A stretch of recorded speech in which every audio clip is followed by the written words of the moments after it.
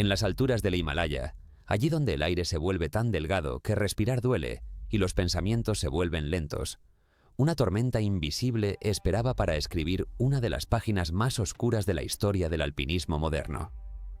Era mayo de 1996 y el Everest, el coloso de hielo y roca, volvía a reclamar su tributo. Los reportes posteriores hablarían de una combinación imposible de factores: retrasos, fallos humanos y una fuerza natural que nadie podía anticipar.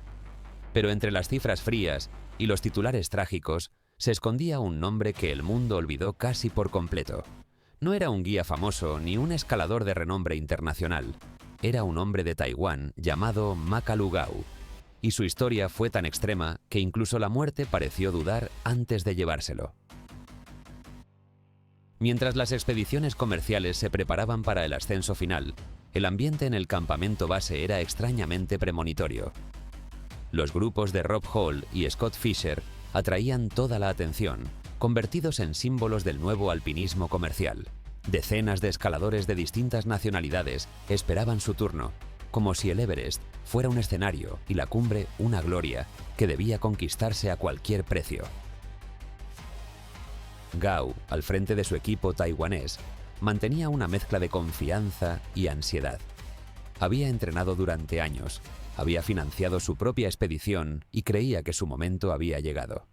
Sin embargo, en las alturas del Himalaya, los sueños humanos son poco más que susurros en la ventisca. A más de 8.000 metros, el tiempo se distorsiona.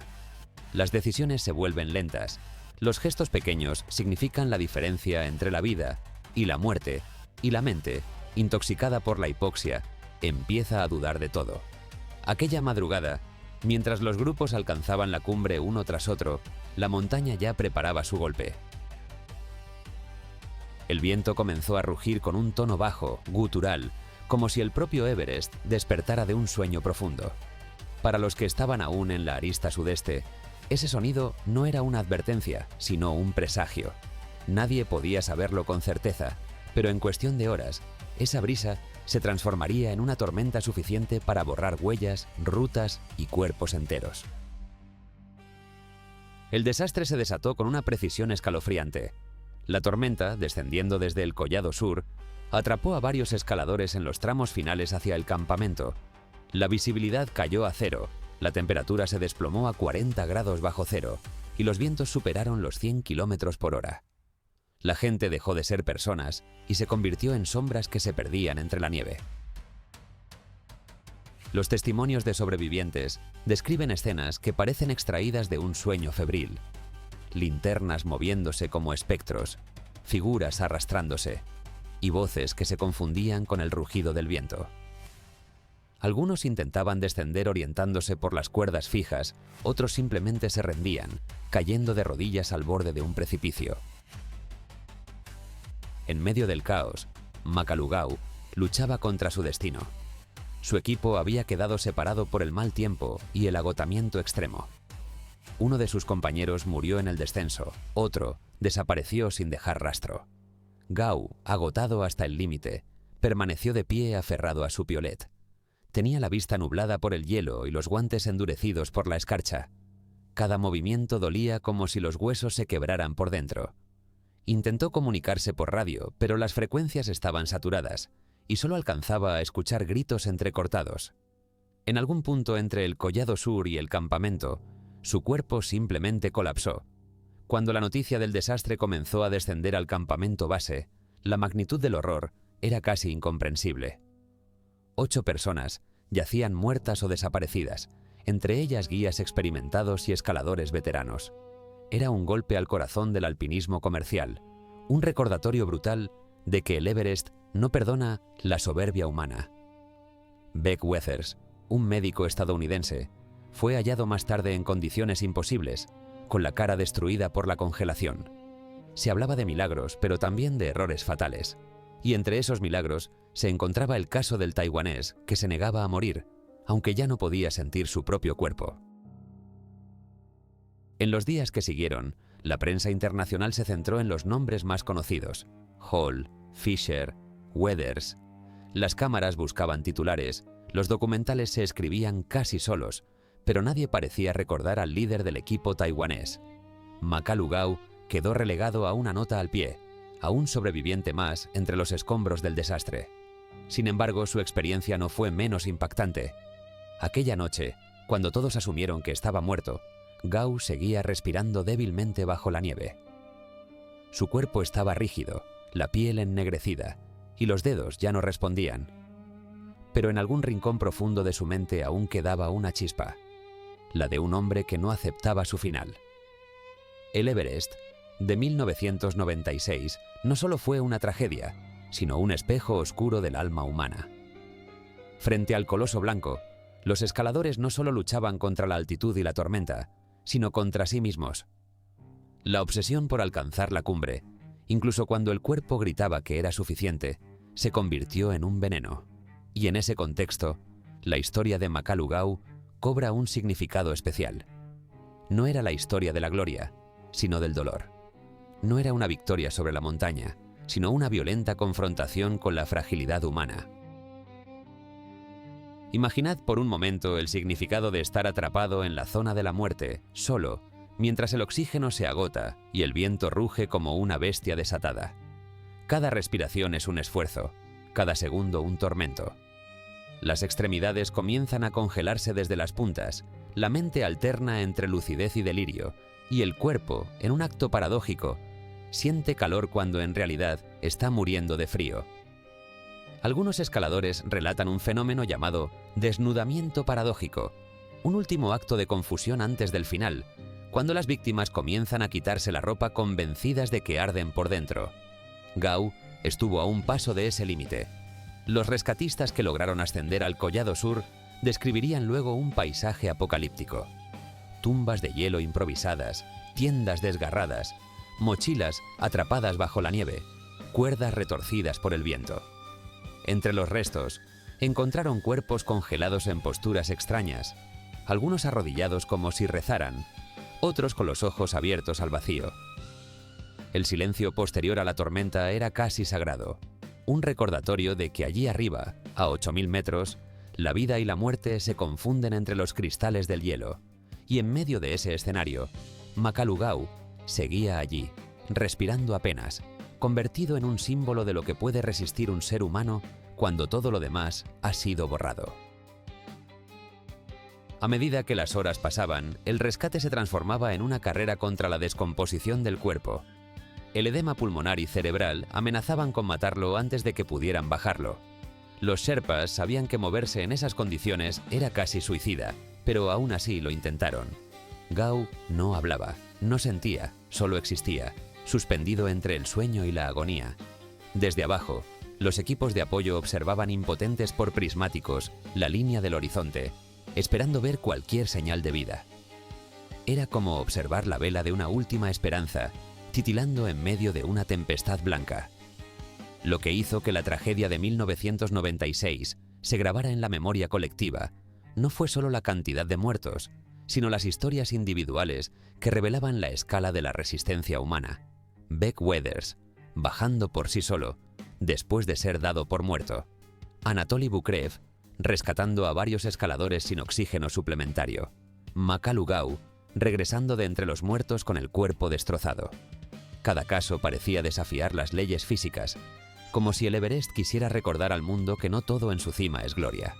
A veces lo que sobrevive no es el cuerpo, sino el espíritu. Y es que detrás de cada expedición hay un componente invisible de fe. La fe en que el cuerpo aguantará, en que el clima no cambiará, en que el sueño de alcanzar el punto más alto del planeta lo compensa todo.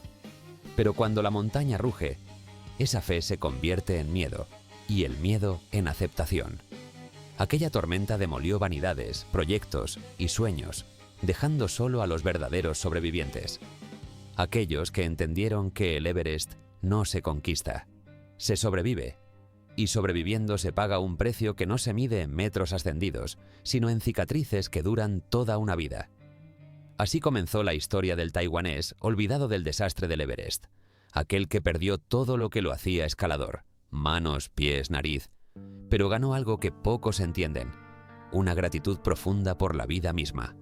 en ese infierno blanco, donde el aire corta y la montaña devora, Makalu Gau inició una travesía que iba más allá del ascenso.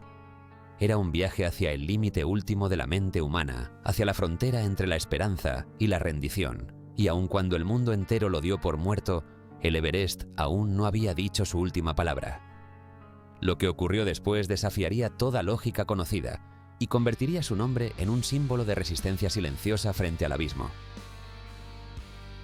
Antes de convertirse en una figura trágica, Makalu Gau ya era un hombre empujado por una ambición implacable. Nació en Taiwán, en una época en la que el país comenzaba a mirarse al espejo del mundo moderno. Para muchos, el Everest era un símbolo lejano, una obsesión de occidentales. Pero Gau lo veía como una frontera invisible que también debía pertenecerle a su nación. Desde joven mostró una disciplina casi militar: entrenamiento físico diario, escaladas locales y un carácter reservadamente competitivo. No lo movía la fama, sino algo mucho más íntimo: la convicción de que su vida solo tendría sentido si enfrentaba la montaña más alta del planeta. El apodo de Makalu no era casual. Lo había adoptado después de su expedición previa al monte Makalu, la quinta montaña más alta del mundo. Aquella experiencia lo marcó profundamente, no solo por la belleza brutal del Himalaya, sino también por la crudeza que presenció allí. Un compañero cayó en una grieta profunda y no volvió a ser encontrado. A partir de ese momento, Gau comprendió que cada metro ganado en las grandes alturas debía pagarse con miedo, sacrificio y memoria. Pero lejos de alejarlo del peligro, aquella pérdida le sembró una determinación cegadora. Creía que conquistar la cima del mundo era también una forma de vengar a todos los que quedaron en el camino.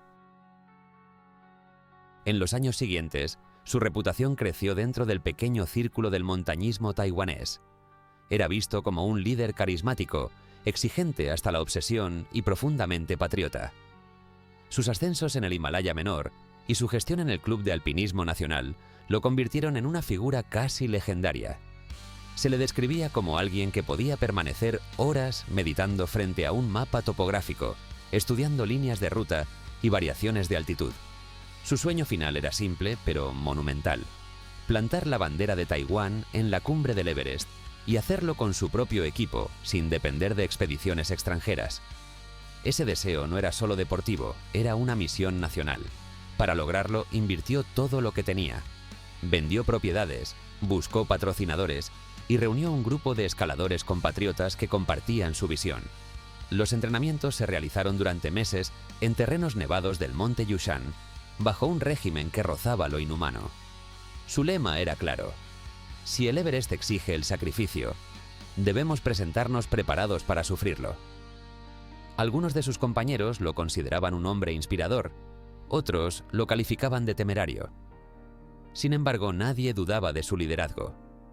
Cuando anunció oficialmente la Expedición Nacional Taiwanesa de 1996, se convirtió en noticia nacional. Era la primera vez que un grupo de esa isla asiática intentaría la conquista del coloso de hielo con independencia total.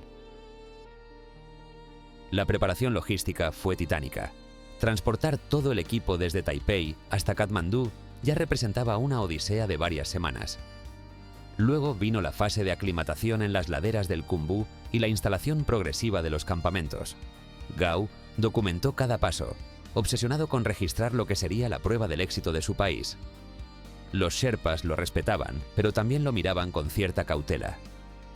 Sabían que el Everest no diferenciaba entre naciones ni ambiciones. Sabían que la montaña cobraba vidas incluso a los más prudentes.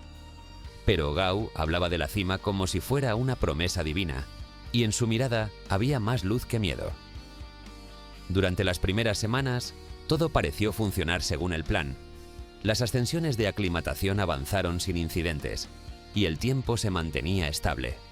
Las noches heladas junto a los muros de hielo del Lhotse eran soportables, y el equipo se mantenía unido. Gau mostraba una mezcla de serenidad y fervor. Pasaba horas observando el horizonte desde el campamento 2, repitiendo una frase que sus compañeros recordaron después: la montaña nos observa, espera ver si somos dignos. Quizás esa obsesión mística era su mayor fortaleza y su peor debilidad. porque en la cima del mundo la fe puede convertirse en un peligro más grande que el vacío. El Everest de 1996 estaba ya saturado de expediciones cuando el grupo taiwanés arribó al Collado Sur. Había cuerdas, tiendas, equipos y banderas de distintas nacionalidades. Estados Unidos, Nueva Zelanda, Sudáfrica, Japón. Era una torre de Babel en medio del cielo. La competencia por la cumbre era feroz y los líderes de cada equipo negociaban los turnos para el ataque final como si planearan una guerra. Gao aceptó una ventana compartida con la expedición de Scott Fisher y Rob Hall. El día elegido sería el 8 de mayo, poco antes del fatal fin de semana de la tragedia. En los días previos al ascenso, el cansancio acumulado comenzaba a hacer mella.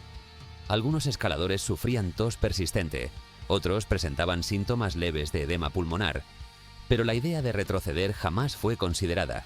Gao era consciente de los riesgos, pero el sueño lo impulsaba más que el instinto de preservación. Había llegado demasiado lejos, había comprometido el nombre de su país y la fe de su equipo. A diferencia de otros líderes, no tenía un respaldo mediático o una empresa de guías detrás. Era él contra el coloso, con la bandera taiwanesa a su espalda.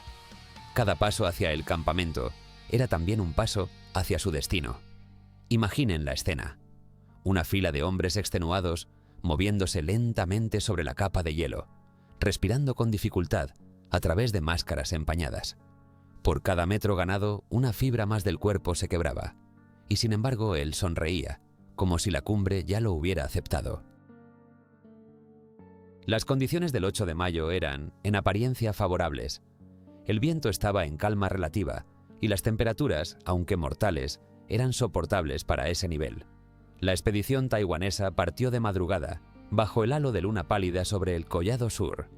La nieve crujía débilmente bajo los crampones. Las luces frontales dibujaban un rosario de puntos en la oscuridad, y la montaña, imponente y silenciosa, parecía contener la respiración. Pero las horas avanzaban lentamente, y la fatiga se acumulaba como una losa en los pulmones. Finalmente, Gao y sus compañeros alcanzaron los metros finales hasta el balcón, el preludio del punto más alto de la Tierra. A esa altitud, el cuerpo humano ya no se repara. Cada célula comienza a morir. Los músculos tiemblan, los capilares se rompen en los ojos, y la piel pierde sensibilidad. La mente vaga entre recuerdos y delirios. Se dice que Gao miró hacia la cumbre y susurró algo que nadie escuchó completamente. Algunos dicen que fue una oración, otros que fue un grito de desafío, pero lo cierto es que siguió adelante, ignorando la tempestad que se formaba a la distancia. Era su momento y nada en el mundo podía detenerlo. Ni siquiera la intuición, ese susurro ancestral que advierte del peligro, logró frenar su impulso. Para la tarde, el grupo logró alcanzar la arista que conduce al cima. Allí, coincidieron con otros equipos que también completaban su ataque final.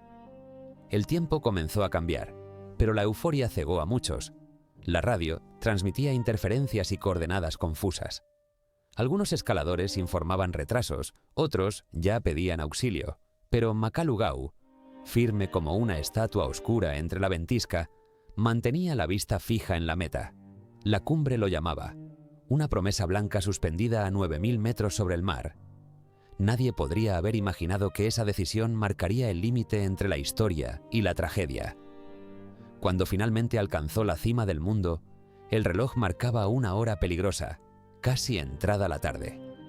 La regla sagrada del alpinismo, la de regresar antes del mediodía, había sido rota. El viento comenzaba a rugir de nuevo, como si la montaña despertara de su paciencia. Gao permaneció apenas unos minutos en la cumbre, plantó la bandera, hizo una señal con la mano y comenzó a descender con el rostro cubierto de escarcha. No había euforia en su gesto, solo una extraña solemnidad. Tal vez, en ese instante, comprendió que el verdadero desafío no era alcanzar la cima, sino salir de ella con vida. El descenso fue lento, extenuante y caótico. La temperatura cayó en picada y la visibilidad se redujo a pocos metros. Algunos compañeros quedaron atrás, otros se adelantaron sin rumbo. La línea hacia el Collado Sur se desdibujaba bajo la tormenta que se acercaba con furia. Gao descendía como un autómata, sus manos agarrotadas por el frío, sus pensamientos hundidos entre el dolor y la fe. La montaña comenzó a rugir con toda su fuerza, una sinfonía de viento y hielo que anunciaba el fin. En ese preciso instante, el liderazgo, la experiencia y el coraje se volvían inútiles. El Everest no distinguía entre héroes ni locos. Esa tarde el cielo se cerró sobre ellos y comenzó el verdadero tormento. Makalu-Gao y su equipo se convirtieron en parte del mismo relato de horror que atrapó a otras expediciones ese día. Fue una combinación fatal de retrasos, decisiones tardías y una furia de la naturaleza que nadie podía enfrentar. Cada paso que daba lo alejaba de la cumbre, pero también de la esperanza. Y sin embargo, aún en el borde de la muerte, seguía aferrado a su sueño, obstinado en sobrevivir lo suficiente para contarlo. Su historia apenas comenzaba y el precio de su ambición estaba por revelarse en toda su crueldad. El Collado Sur es una franja de hielo suspendida a casi 8.000 metros, un territorio donde la noción misma de vida se diluye. Para los escaladores, es la última parada antes del cielo o del abismo, un lugar donde el aire ya no contiene suficiente oxígeno para sostener la conciencia durante mucho tiempo. Allí, la mente se confunde, la sangre se espesa y el frío comienza a devorar la piel desde dentro. Era el 8 de mayo de 1996 y sobre esa frontera invisible se cernía algo mucho más grande que una tormenta, una sentencia. Los primeros copos de nieve comenzaron a caer al mediodía, lentos, inofensivos, casi bellos. Pero en el Everest, lo bello suele ser una trampa mortal. Lo que se avecinaba era un colapso climático sin precedentes, una combinación de vientos huracanados y temperatura descendente que ningún pronóstico había predicho. Desde el balcón hasta el Collado Sur, las cuerdas comenzaron a congelarse y los anclajes quedaron ocultos bajo una nueva capa de hielo. Los escaladores, extenuados después de más de 16 horas de esfuerzo, luchaban por mantener el equilibrio. Las ráfagas arrancaban las máscaras de oxígeno y las convertían en proyectiles.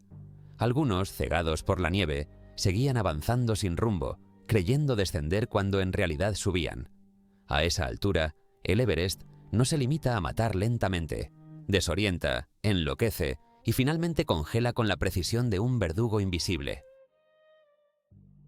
Makalu-Gao estaba allí, entre la multitud exhausta que buscaba un refugio improvisado antes de que cayera la noche. Su equipo se había dispersado y en medio del rugido del viento era imposible reconocer voces. Algunos intentaron seguir cuerdas guía que llevaban hacia tiendas ya enterradas bajo la ventisca. Otros simplemente se dejaron caer, esperando que el sueño fuera más misericordioso que el dolor. Gao, con los pulmones ardiendo, logró encontrar una pequeña depresión en el terreno donde colocó su mochila y se inclinó sobre ella. Estaba a pocos cientos de metros del campamento, aunque en esas condiciones esa distancia equivalía a kilómetros. La temperatura cayó en picada con la llegada del crepúsculo. Los termómetros descendieron más allá de los 40 grados bajo cero, y el viento golpeaba con fuerza suficiente para arrancar el aliento. Los cuerpos comenzaban a endurecerse en cuestión de minutos. Algunos escaladores experimentaban el temido fenómeno del desnudamiento paradójico, arrancándose capas de ropa convencidos de sentir un calor irreal. A esa hora, el oxígeno suplementario se agotaba y los pensamientos se disgregaban en una niebla de confusión. En ese infierno blanco, la montaña parecía devorar todo rastro de humanidad. Las decisiones ya no eran racionales, solo impulsos primarios de supervivencia. Desde el campamento base, las comunicaciones eran caóticas. Los jefes de expedición recibían mensajes contradictorios y reportes incompletos. Nadie sabía cuántos estaban atrapados, ni siquiera quién seguía vivo. Se hablaba de cuerpos esparcidos cerca de la cuerda fija del Collado Sur, de luces que se apagaban una tras otra. Para los sherpas que intentaban ascender al rescate, aquello era una pesadilla viviente. No podían moverse más de unos metros sin arriesgar su propia vida. Y aún así, algunos lo hicieron, subiendo en la oscuridad con linternas casi sin energía, siguiendo huellas borrosas que la ventisca borraba en segundos. Makalu-Gao se mantenía en un estado que oscilaba entre la conciencia y el delirio. Su cuerpo había dejado de responder al frío, y solo el instinto de permanecer erguido lo mantenía vivo. Veía sombras que se movían a su alrededor, voces que lo llamaban por su nombre, y luego se desvanecían con el viento. En algún momento creyó ver la figura de un compañero y trató de seguirla, pero sus piernas no respondieron. El dolor era tan intenso que se transformó en una especie de calma anestesiada. Sus manos, enguantadas y rígidas, parecían de piedra. Intentó levantarse, pero volvió a caer. El Everest lo estaba congelando lentamente, centímetro a centímetro. Las horas se volvieron eternas. La luna quedó oculta por nubes bajas, y la noche se cerró completamente sobre los supervivientes dispersos. Algunos lograron refugiarse dentro de tiendas semienterradas. Otros permanecieron a la intemperie, en posiciones imposibles, mirando hacia el vacío. El silencio posterior a la tormenta era peor que el viento. Un mutismo absoluto interrumpido solo por crujidos de hielo y jadeos aislados. Gau permanecía semi-inconsciente, envuelto por una capa de nieve que lo hacía parecer una escultura. La radio a su lado estaba congelada, su voz callada por la escarcha.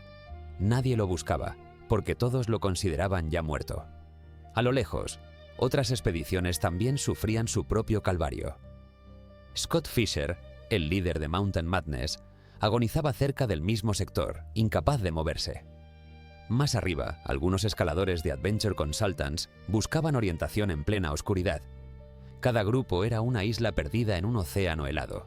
Los instantes se alargaban y la realidad se distorsionaba. Por momentos, el tiempo parecía suspendido entre relámpagos de luz reflejada por el hielo. La tormenta había transformado la cumbre más alta del planeta en una morgue de cristal. Durante la madrugada, Makalu Gau perdió toda sensibilidad en las extremidades. No podía sentir ni los dedos ni los pies. Sus mejillas se endurecían y un dolor penetrante recorría su nariz congelada. A diferencia de otros que gritaban en desesperación, él guardó silencio. Tal vez era resignación o tal vez la mente humana, ante la muerte inminente, encuentra un extraño consuelo. En un momento de lucidez, pensó en su familia, en las imágenes de su hogar en Taiwán y en los años de obsesión que lo habían llevado hasta allí. Lo que debía ser un logro nacional se convertía ahora en un epitafio personal. Su cuerpo comenzaba a petrificarse mientras el mundo seguía allá abajo, ajeno a su agonía. El viento no cesaba, y cada ráfaga levantaba cortinas de nieve que cubrían los cuerpos abandonados. Para los pocos que aún respiraban, la prioridad era resistir sin moverse. Cualquier intento por caminar en la oscuridad era una sentencia definitiva. La tormenta había borrado las rutas, destruido las tiendas y congelado los equipos. La montaña, indiferente, seguía rugiendo bajo un cielo carente de estrellas. Gau, casi enterrado, sentía cómo su pecho se contraía a un ritmo irregular. La fría serenidad de la muerte lo rodeaba y por primera vez el miedo desapareció. No había más lucha posible, solo la espera. En el campamento base, la tensión era insoportable. Las radios captaban solo estática. Las pocas voces que emergían eran gritos cortados o palabras en distintos idiomas. Nadie sabía a ciencia cierta cuántos escaladores seguirían con vida cuando el amanecer llegara. La tragedia del Everest ya había cobrado varias víctimas, pero aún nadie conocía el alcance del desastre.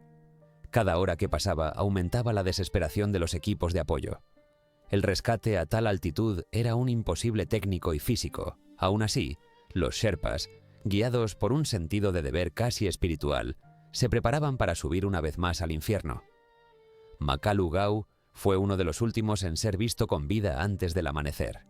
Su posición estaba cerca del límite entre el collado sur y la ruta hacia el campamento. Los Sherpas que lo divisaron a lo lejos lo confundieron con un cuerpo congelado en posición erguida. Solo al acercarse descubrieron que respiraba muy levemente.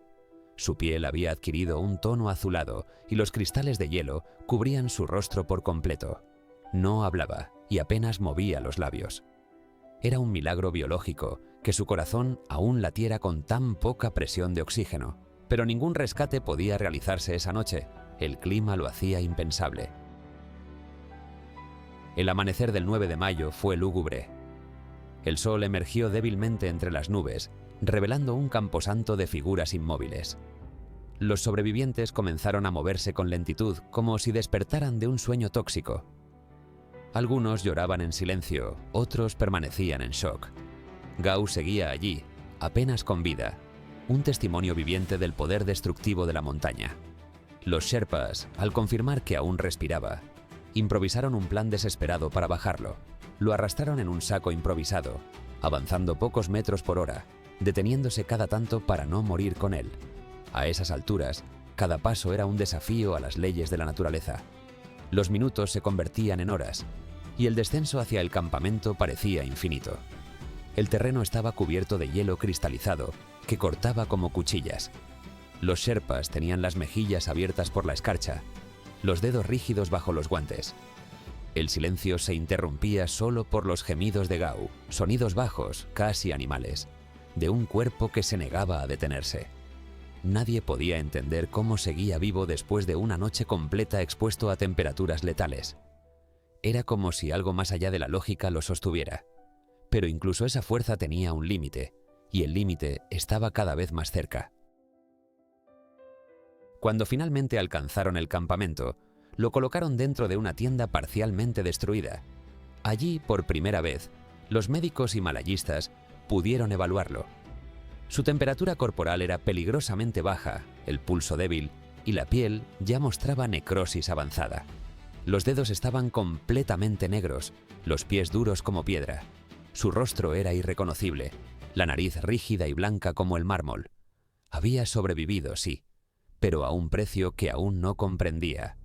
Afuera, el viento comenzaba a amainar, y el Everest volvía a su silencio habitual, como si nada hubiera ocurrido. Para Makalu Gao, en cambio, esa era solo la primera noche del largo descenso hacia el dolor sin fin. El Everest amaneció cubierto de cuerpos inmóviles, un escenario sobrenatural suspendido en el frío más absoluto. Entre ellos, el de Makalu Gao parecía uno más, congelado en posición sentada, con la cabeza inclinada sobre el pecho. Pero debajo de aquella máscara de hielo, la vida seguía resistiendo como una chispa obstinada. Su respiración era casi imperceptible, un leve temblor en el pecho que oscilaba entre el mundo de los vivos y el de los muertos. Los Sherpas que se acercaron no podían creerlo. Aquel cuerpo azul y rígido aún exhalaba nubes diminutas de vapor. A su alrededor, los restos de tiendas destrozadas y mochilas congeladas formaban un pequeño altar a la tragedia. Los testigos de aquel amanecer lo llamarían más tarde la noche de los muertos en pie. Algunos escaladores habían perecido de pie, sujetando aún sus bastones o apoyados sobre la cuerda fija. Sus siluetas, congeladas por completo, parecían centinelas petrificados frente al abismo. Eran una galería de estatuas humanas, cada una con una expresión distinta: serenidad, miedo, resignación. Los que sobrevivieron relataron que se movían entre ellos con cuidado, tocando los cuerpos con respeto, como si interrumpir ese sueño helado fuera un sacrilegio. Nadie hablaba, solo el crujido del hielo acompañaba sus pasos lentos. El Collado Sur se había transformado en un cementerio donde los límites entre la vida y la muerte eran imposibles de distinguir. Makalu Gao había pasado toda la noche expuesto a vientos que superaban los 120 km por hora y a una temperatura cercana a los 50 grados bajo cero. Cualquier otro organismo habría sucumbido hace horas, pero él seguía respirando. Cuando los rescatistas intentaron moverlo, su cuerpo sonó como una estructura de vidrio, rígido, frágil. Lo envolvieron con una lona térmica improvisada y lo cubrieron con mantas que apenas servían de algo en ese infierno. Cada intento por levantarlo era una batalla contra la gravedad y el agotamiento. Gao abría los ojos por momentos, sin poder enfocar nada, balbuceando sonidos que el viento se llevaba. Era un sobreviviente atrapado en un cuerpo que ya no respondía. El rostro de Gao estaba destruido por la congelación, la piel ennegrecida, las mejillas endurecidas y una costra de hielo sobre los párpados. Cada respiración era un chasquido. Sus guantes se habían quedado pegados a la piel, y bajo ellos no quedaba rastro de carne viva. Los pies estaban más allá de cualquier recuperación posible, dos bloques endurecidos que ya no transmitían dolor porque las terminaciones nerviosas habían muerto. Sin embargo, en medio de ese deterioro extremo, su mente aún retenía fragmentos de lucidez.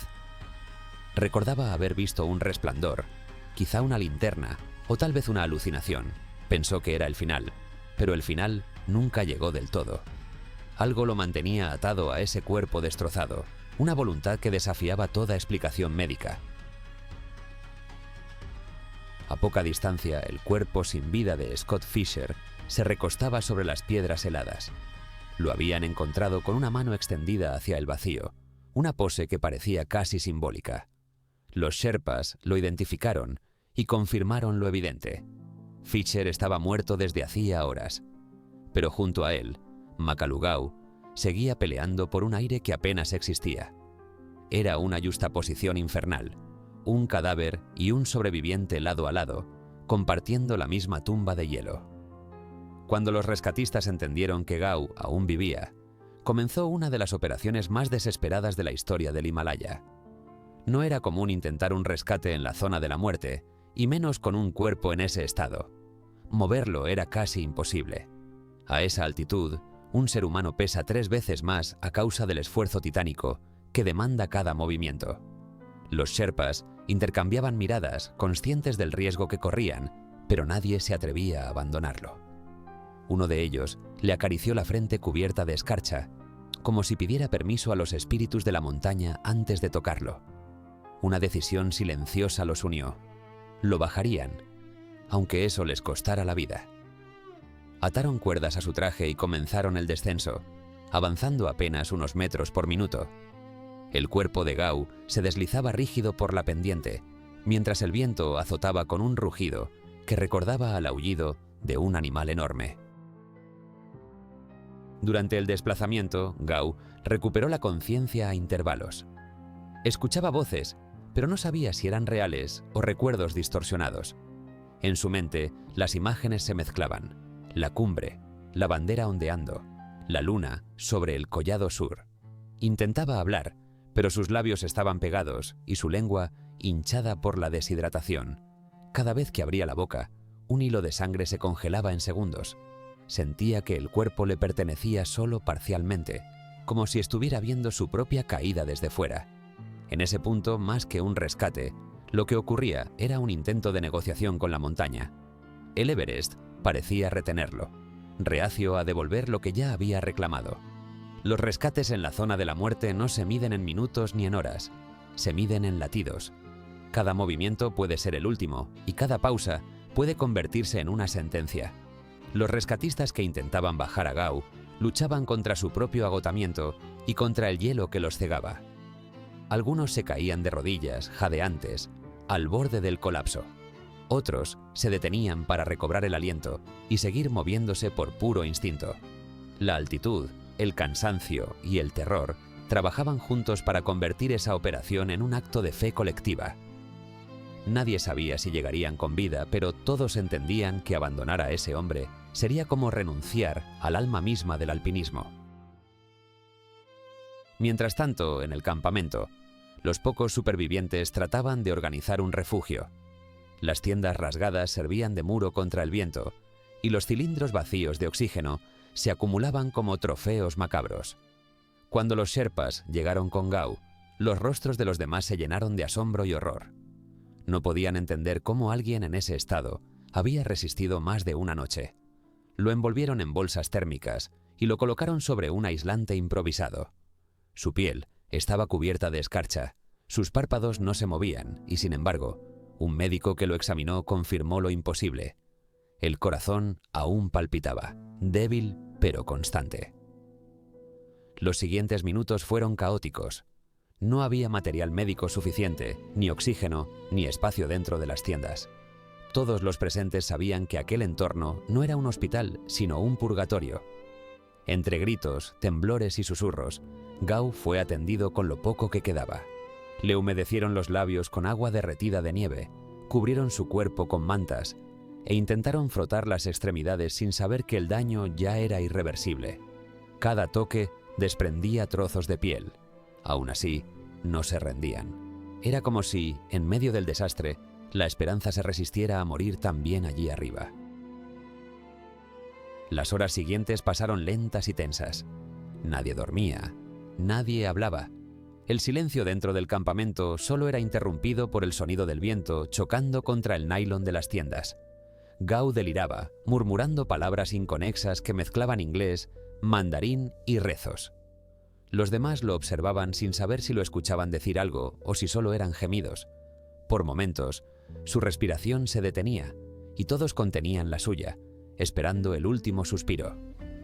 Pero él seguía, una y otra vez, desafiando la estadística y la lógica. La noche se extendió interminable sobre aquel círculo de hielo y miedo. A la mañana siguiente, la tormenta cedió un poco, revelando un paisaje que parecía otra dimensión. Cada tienda sobreviviente emergía como una cápsula en medio del vacío, y las huellas de los escaladores formaban espirales desordenadas en la nieve. Los sherpas miraban hacia el horizonte y sabían que lo peor había pasado, pero lo que quedaba por delante no sería menos doloroso. Gao seguía semi-inconsciente, con el rostro cubierto de hielo, como una maqueta humana olvidada por el tiempo. Era el testimonio de una resistencia física imposible, algo que incluso la ciencia aún no terminaba de explicar. Nadie imaginaba que él sería protagonista del rescate en helicóptero más peligroso en la historia del Himalaya. Esa mañana se comunicó por radio al campamento base que Makalu Gao aún vivía. Las señales eran débiles, distorsionadas, pero suficientes para encender una chispa de esperanza entre el equipo de rescate. Las instrucciones fueron simples y desesperadas. Sáquenlo de ahí, lo antes posible. Preparar un rescate aéreo en ese punto del Everest era casi una locura. A esas altitudes, el aire es demasiado delgado para sostener el peso de un helicóptero. Pero la alternativa era dejarlo morir entre las sombras de los muertos en pie. Y así, entre el miedo, la fe y la técnica, comenzó el plan imposible que decidiría si aquella historia terminaría como una tragedia total o como un milagro. El amanecer del 10 de mayo trajo consigo un sonido que hasta entonces era impensable escuchar a esa altitud: el zumbido distante de un helicóptero. En el campamento, los supervivientes alzaron la vista, incrédulos, hacia el horizonte. El viento aún soplaba con fuerza, y el aire era tan fino que la mayoría consideraba imposible una operación aérea. Pero lo que estaba a punto de ocurrir no tenía precedentes en la historia del Himalaya. Un piloto nepalí se preparaba para realizar el rescate más alto jamás intentado en el Everest, arriesgando su vida por un puñado de supervivientes que apenas respiraban. Entre ellos, Makalu Gao era la prioridad. Los cuerpos exhaustos alrededor reflejaban la magnitud de la tragedia. Algunos lloraban, otros simplemente permanecían en silencio, conscientes de que aquello era su último intento. En el interior de una tienda destrozada, Gao y Beck Weathers yacían cubiertos con mantas térmicas, dos figuras que parecían más cadáveres que seres humanos. Ambos habían sido dados por muertos y, sin embargo, seguían respirando en un frágil equilibrio. Los sherpas se movían apresurados, ajustando amarres, preparando las cuerdas y despejando un claro sobre la nieve endurecida. Si el helicóptero lograba aterrizar, solo habría tiempo para evacuar a uno primero. Y fue entonces cuando ocurrió el gesto que aún resuena en los relatos. Beck Weathers pidió que sacaran a Makalu Gao antes que a él. El piloto, un hombre menudo, acostumbrado a los vientos caprichosos de las montañas, sabía que no tenía margen de error. Cada metro de ascenso significaba perder sustentación, y cualquier ráfaga podía derribar la aeronave en cuestión de segundos. El helicóptero se elevó desde el campamento base y comenzó su lento ascenso entre nubes turbias. La radio transmitía estática, pero las voces alcanzaban a reconocer el tono de urgencia. El aire era tan delgado que las hélices apenas mordían el viento. Ningún piloto había logrado llegar tan alto en condiciones semejantes, pero la misión tenía algo de sagrado: salvar una vida en el lugar donde la muerte dominaba todo. Mientras tanto, Gao se debatía entre la confusión y el letargo. No comprendía del todo lo que ocurría a su alrededor. Sentía cómo lo movían, lo ataban, lo cubrían con más mantas, pero su mente solo percibía flashes inconexos: el rugido de las hélices, los rostros borrosos, el sonido del viento rompiendo el aire. Su cuerpo estaba destruido. Las manos se habían convertido en masas insensibles, los pies eran bloques inertes bajo las envolturas de tela, y una parte de su rostro ya no respondía. Intentaba hablar, pero su voz era apenas un suspiro arrastrado por la hipoxia. Su supervivencia en ese momento dependía de fuerzas ajenas a la voluntad humana. El helicóptero apareció como una sombra metálica entre la neblina. Los rescatistas gritaron para guiar al piloto, levantando paneles de color brillante sobre la nieve. El rotor agitó una tormenta de hielo fino, cegando por momentos a todos los presentes. El aparato descendió hasta tocar la superficie de forma irregular, rebotando violentamente por el aire turbulento. El motor rugía al límite de su potencia y la estructura vibraba como si fuera a desintegrarse. No había tiempo. Con un esfuerzo colectivo, los Sherpas arrastraron el cuerpo de Gao, lo engancharon con las correas y lo subieron de un tirón. No hubo despedidas ni palabras. El helicóptero levantó vuelo de inmediato, desafiando las leyes de la física. A medida que descendía, el piloto notaba cómo el control se deslizaba de sus manos, la presión le impedía respirar y el combustible comenzaba a escasear. Por momentos, las corrientes cruzadas lo empujaban hacia los glaciares y el peligro de estrellarse era inminente. Pero cada metro ganado hacia abajo significaba más oxígeno y más estabilidad. En cuestión de minutos eternos, el helicóptero logró alcanzar el C1 a más de 6.000 metros, donde el aire, aunque aún delgado, ofrecía cierto margen. Allí lo esperaba un equipo médico con camillas improvisadas. Gao fue bajado, inerte, con el rostro cubierto de escarcha y una quietud casi espectral. Aún así, seguía respirando. El rescate se transformó en un símbolo instantáneo. Los radios del campamento base estallaban en gritos de incredulidad y alivio. Nadie creía posible que una aeronave hubiera alcanzado esas altitudes y sobrevivido. Pero el piloto no descansó. Volvió a subir por Beck Withers, repitiendo la hazaña con idéntico riesgo. Aquellos dos nombres quedaron grabados en la historia del alpinismo no como héroes de la cumbre, sino como sobrevivientes del infierno.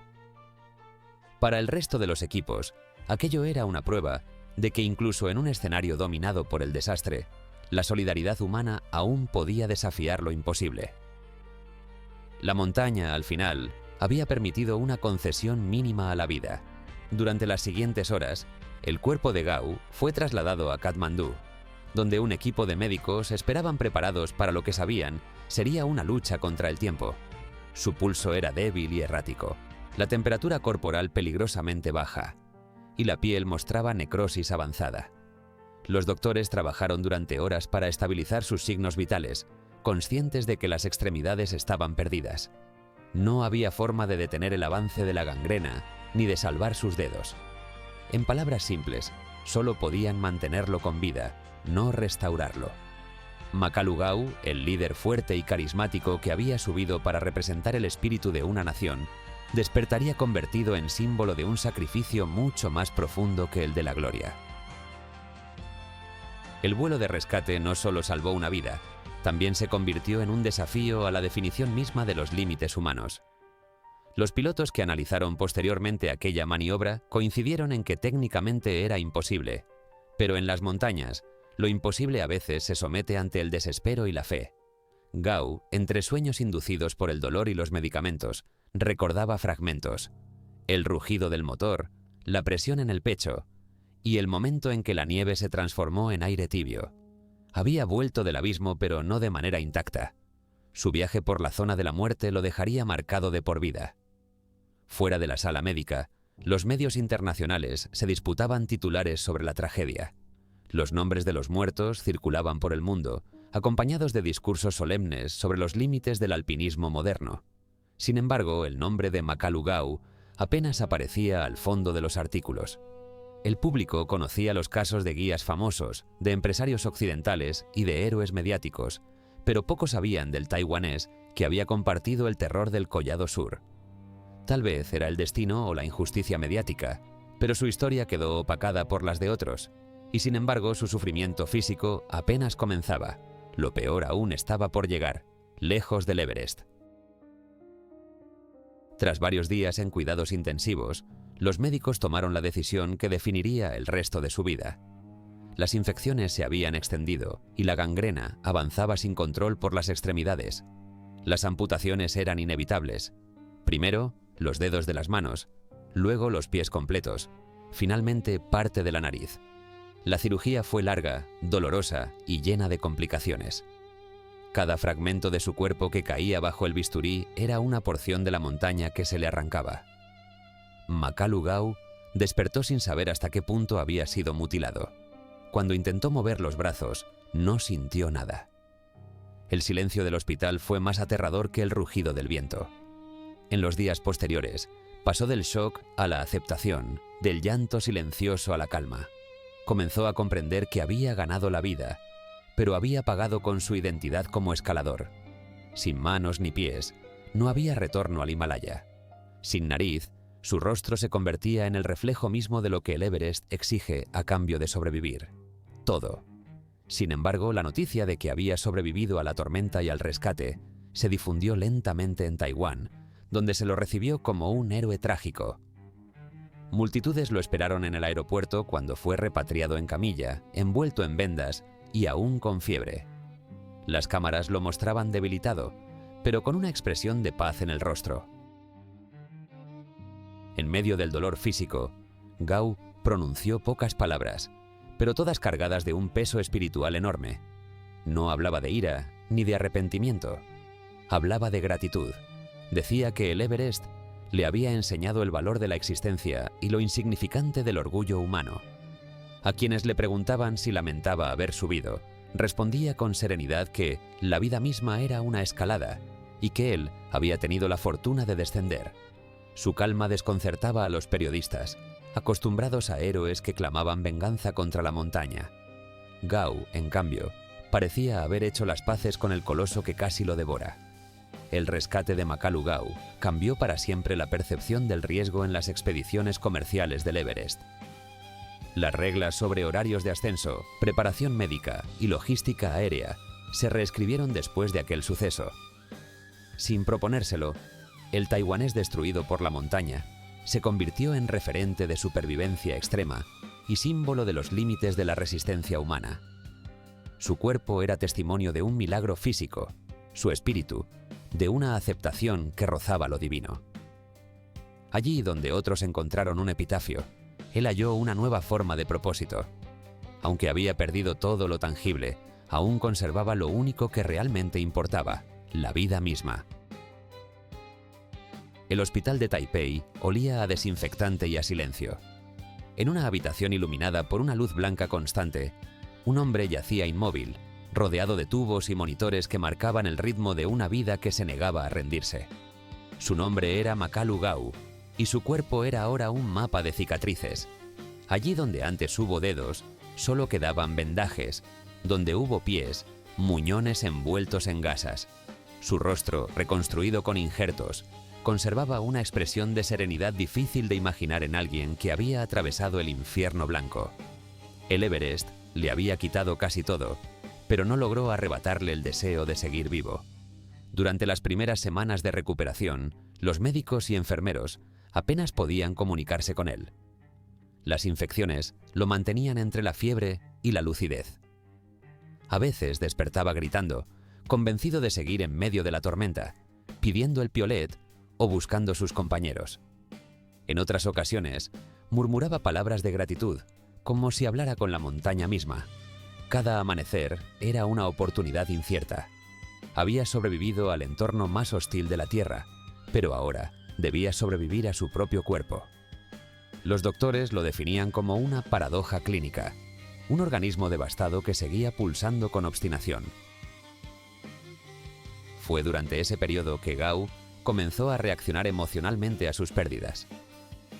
La primera vez que intentó mover los brazos y no sintió nada, su respiración se aceleró hasta el llanto. Los enfermeros lo sujetaron, temiendo que sufriera una crisis. Él miró hacia el techo y cerró los ojos durante minutos eternos. La montaña había cobrado cada promesa, cada ambición, cada partícula de vanidad. En el silencio comprendió que la vida, incluso sin extremidades, era una segunda oportunidad. Y por alguna razón desconocida, ese pensamiento lo calmó más que cualquier sedante. Había perdido su cuerpo, pero había recuperado su alma. Las visitas comenzaron lentamente. Familiares, amigos, compañeros del club de montañismo. Algunos lloraban al verlo, otros lo miraban en silencio, incapaces de reconocer al hombre que un día había liderado expediciones por los glaciares. La prensa se agolpaba afuera del hospital, pero dentro reinaba una paz casi sagrada. Gao se comunicaba poco, con frases cortas y gestos mínimos. A veces sonreía, un gesto leve que parecía venir desde otro lugar. No hablaba de tragedia, sino de transformación. En cada palabra había algo más profundo que lamento, una aceptación radical, la certeza de que el sentido de la vida no se mide por lo que uno retiene, sino por lo que uno sobrevive a perder. Con el paso de los meses, comenzó la rehabilitación física. Los médicos diseñaron prótesis especiales para brazos y piernas, pero el proceso era lento y doloroso. Aprender a caminar de nuevo implicaba un tormento constante.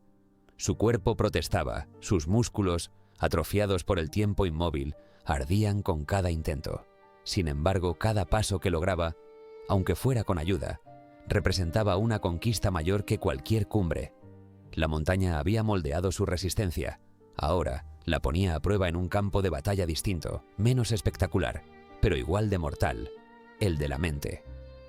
Gao aprendió a levantarse una y otra vez, en silencio, sin público, sin banderas. Muchos esperaban que renegara del montañismo, pero ocurrió lo contrario. Mientras recuperaba fuerzas, comenzó a dar charlas sobre su experiencia, primero a pequeños grupos, luego en universidades y clubes deportivos. Hablaba con voz baja, sin dramatismos. Describía el Everest no como un monstruo, sino como un espejo. Decía que allí vio la esencia del ser humano enfrentada al vacío absoluto. Los oyentes no podían evitar estremecerse ante su serenidad. Aquel hombre, mutilado y sereno, transmitía algo que iba más allá del testimonio. Era un mensaje sobre la fragilidad y la grandeza de la existencia. Sus palabras resonaban no con heroísmo, sino con humildad. Su historia, olvidada inicialmente por los medios internacionales, comenzó a renacer dentro de Taiwán como una parábola nacional. Era el hombre que desafió al coloso y regresó destruido, pero victorioso en lo más esencial. La televisión mostraba sus conferencias, los periódicos lo llamaban el sobreviviente imposible. Los niños aprendían su nombre en las escuelas como ejemplo de coraje, y sin embargo, él rechazaba cualquier intento de glorificación. Decía que la montaña no concede victorias, solo lecciones. El Everest me dio el regalo más incómodo, la gratitud, confesaba ante las cámaras, sosteniendo su prótesis como si fuera un trofeo invisible. Había comprendido lo que muchos alpinistas solo intuyen, que la cima más difícil es la que se alcanza dentro. A medida que su salud mejoró, retomó los viajes, aunque ya no con cuerdas ni crampones. Visitaba las montañas desde los valles, observándolas con respeto silencioso. Nunca volvió a intentar ascender ningún pico importante, pero su relación con el Himalaya no terminó. De vez en cuando regresaba a Nepal para visitar a los sherpas que lo habían rescatado. Llevaba ofrendas, incienso, fotografías antiguas. Decía que no podía olvidar sus rostros ni sus voces, que en sus sueños aún los veía avanzar en la tormenta. Había una deuda eterna entre ellos, una hermandad sellada bajo la nieve. En esos viajes, su figura pequeña y cubierta por abrigo provocaba un silencio reverente donde quiera que aparecía. Pese a las secuelas, Gao demostró una adaptación asombrosa. Aprendió a escribir con las prótesis, a comer solo, incluso a conducir. El proceso fue largo, lleno de frustraciones y caídas, pero cada avance era celebrado como una victoria íntima. Su determinación comenzó a inspirar a personas con discapacidades, quienes lo veían como prueba viviente de que el límite humano no está en el cuerpo, sino en la voluntad. Su historia trascendió las montañas y comenzó a formar parte de los foros sobre superación en Asia. Aquel hombre que una vez desafió al coloso de hielo se convirtió, sin planearlo, en símbolo de esperanza. Con los años, Makalu Gao escribió su relato en un libro autobiográfico. No era un texto de heroísmo ni de queja, sino una reflexión espiritual sobre lo ocurrido. Contaba el miedo, la soledad, la angustia de sentir el cuerpo descomponerse, pero también la paz de aceptar el presente. Lo tituló con sencillez, sin dramatismo, y lo dedicó a todos los que alguna vez pensaron en rendirse. En uno de sus fragmentos más conocidos, afirmaba que el Everest le había enseñado a ver el valor de respirar sin exigir respuestas.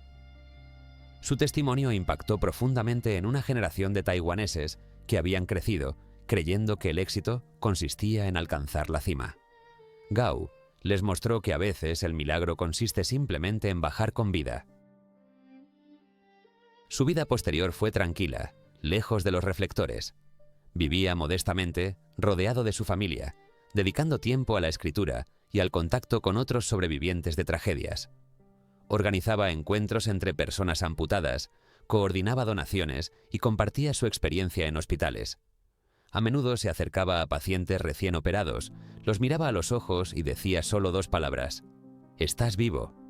Aquellas palabras tenían un peso imposible de medir, porque venían de alguien que había visto lo que hay más allá del dolor y había regresado para contarlo. Allí, en su voz calmada, se escondía la enseñanza final del Everest. A pesar de las limitaciones, su espiritualidad creció. Pasó largas horas meditando, reconectando con la naturaleza y con su propia mortalidad. Decía que no necesitaba escalar más, porque ya había tocado la frontera entre la vida y la muerte. Aseguraba que en aquella noche helada, cuando todo parecía perdido, sintió una presencia que lo sostuvo, una especie de fuerza serena que le impidió rendirse. Muchos lo interpretaron como una experiencia mística, otros como simple supervivencia fisiológica. Pero para él no había diferencia. Lo importante era que esa fuerza existía, y cada vez que respiraba profundamente, aún podía sentirla. Con el paso de los años, Makalu Gao envejeció tranquilo, lejos de la euforia que lo llevó una vez a los techos del mundo. A veces veía documentales del Everest y apenas sonreía, quizá reconociendo en las imágenes los mismos vientos que casi le arrebataron el alma. Nunca culpó a la montaña, porque comprendía su naturaleza indomable. El Everest no mata por crueldad, decía, sino por equilibrio. Es un recordatorio constante de lo pequeño que es el hombre ante lo infinito. Y sin embargo, esa pequeñez también encierra algo sublime: la capacidad de resistir. Gao era la encarnación de esa contradicción. El tiempo terminó por convertirlo en leyenda discreta, una leyenda sin monumentos ni canciones, pero viva en las almas de quienes lo escucharon. Murió muchos años después, en paz, rodeado de su familia y con una fotografía del Himalaya junto a su cama. Su corazón había resistido demasiado, pero nunca perdió ritmo ante la memoria del frío. En Taiwán, su historia se contó durante décadas como una metáfora de la resiliencia humana. No el héroe que llegó a la cima, sino el hombre que descendió sin dedos, sin pies, sin nariz, pero con gratitud. Al final, Makalu Gao se convirtió en algo más grande que un escalador. Se volvió el testimonio viviente de que la vida, incluso mutilada, sigue siendo un milagro digno de agradecer.